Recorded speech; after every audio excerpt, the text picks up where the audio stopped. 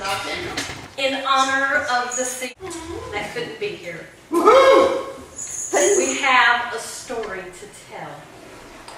Every Who down in Whoville liked Christmas a lot. But the Grinch, who lived just north of Whoville, did not. The Grinch hated Christmas the whole Christmas season. Now please don't ask why. No one quite knows the reason. It could be his head was screwed on not right. It could be perhaps his shoes were too tight. But I think that the most likely reason of all may have been that his heart was 2 sizes too small.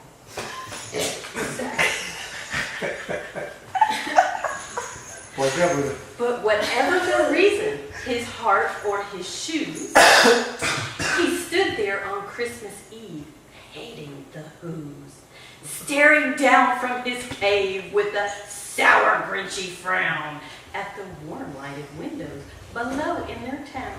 For he knew every Who down in Whoville beneath.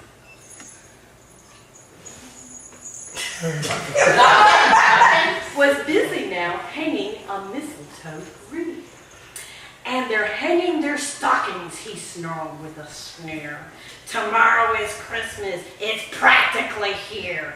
Then he growled with his Grinch fingers nervously drumming. I must find some way to stop Christmas from coming. For tomorrow, he knew, all the Who girls and boys would wake bright and early. They'd rush for their toys, and then, oh the noise, noise. And that's one thing he hated was the noise. Then the Who, young and old, would sit down to a feast, and they'd feast, and they'd feast, and they'd feast, kind of like what we do. They would feast on Who pudding and rare Who roast beef, which was something the Grinch couldn't stand in the least. Then they'd do something he liked least of all. Every Who down in Whoville, the tall and the small, would stand close together with Christmas bells ringing. They'd stand in hand, and the Whos start singing. They'd sing, and they'd sing, and they'd sing. And the more the Grinch thought of the Who Christmas sing, the more the Grinch thought, I must stop this whole thing. Then he got an idea. An awful idea. The Grinch got a wonderful, awful, mean idea. I know just what to do, the Grinch laughed in his throat, and he made a quick Santa Claus hat and a coat, and he chuckled and he clucked, and what a Grinchy trick with this coat and his hat. I look just like Saint Nick. All I need is a reindeer. And the Grinch looked around. But since reindeer were scarce, there were none to be found. Did that stop the old Grinch? No, the Grinch simply said, if I can't find a reindeer, I'll make one instead. Dusty, you better run. So he called his dog, Dusty.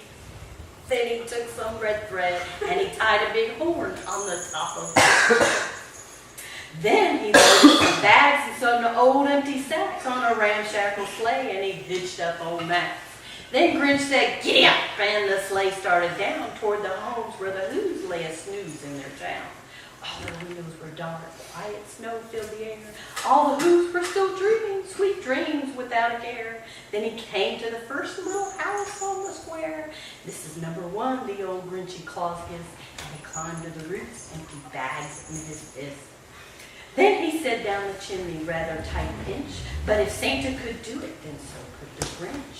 He got stuck only once for a moment or two. Then he stuck his head out of the flue, where the little Who stockings all hung in a row. These stockings are the first thing to go. Then he slithered and slumped with a smile most unpleasant around the whole room, and he took every present.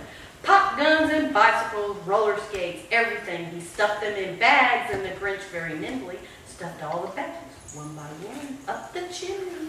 He slunk to the icebox, and he took the Who's feast. He took the Who pudding, and he took the roast beef. He cleaned out that icebox. Why, that Grinch even took their last can of hash. Oh.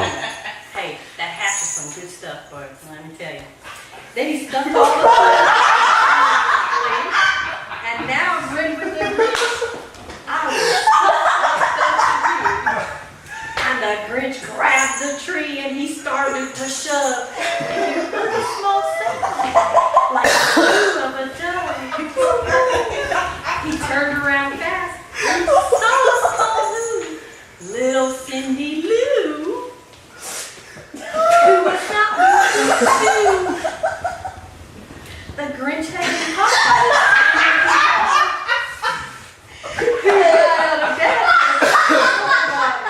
She stared at the Grinch and said, Santa Claus, why are you taking our Christmas tree? Why? But you know, that old Grinch was so smart and so slick. He thought up a lie and he thought it up quick. My sweet little tot, said the fake Santa Claus lie. There's a light on this tree that won't light on one side. So I'm taking it home to my workshop, my dear. I'll fix it up there and I'll bring it back here. As his Grinch fooled the child, he patted her on the head and got her a drink and sent her to bed. Then the last thing he took was the log for their fire. Then he went up the chimney himself, the old liar. Oh, their walls he left nothing but books and some wire. And one speck of food that he left in the house was a crumb that was too small for a mouse. He did the same thing to all the other whose house, leaving crumbs much too small for even the mouse.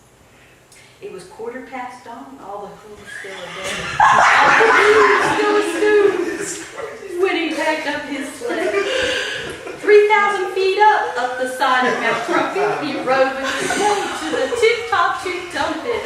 They're finding out that no Christmas is coming. They're just waking up. I know too. Their mouths will hang open a minute or two, and they will all cry boo-hoo. That's the noise, grinned the Grinch, that I simply must hear. So he paused, and the Grinch put his hand to his ear, and he did hear a sound rising over the snow. It started in low, and it started in low. But the sound wasn't sad. Why, the sound sounded merry. It couldn't be so, but it was merry, very. He stared down at Whoville. The Grinch popped his eyes, then he shook. What he saw was a shocking surprise. Every Who down in Whoville, the tall and the small, was singing without any presents at all. He hadn't stopped Christmas from coming. It came, somehow or other, just the same. And the Grinch